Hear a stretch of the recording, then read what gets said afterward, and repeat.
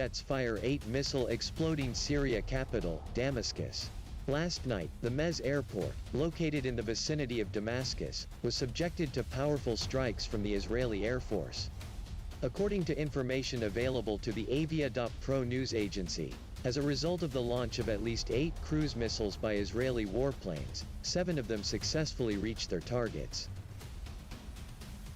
After the recent Israeli airstrikes, as a result of which the Damascus International Airport was very seriously damaged, the Russian side demanded an explanation from Israel regarding the strikes on the air harbor, and warned Jerusalem about the inadmissibility of such actions in the future.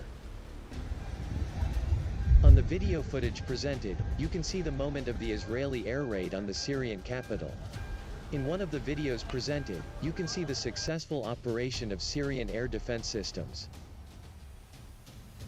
Today at 0:32, the Israeli enemy launched an air attack with rocket bursts from the occupied Syrian Golan at some points in the vicinity of the city of Damascus.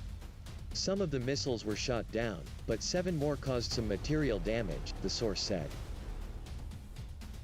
The Israeli enemy carried out an airstrike from the direction of the occupied Syrian Golan.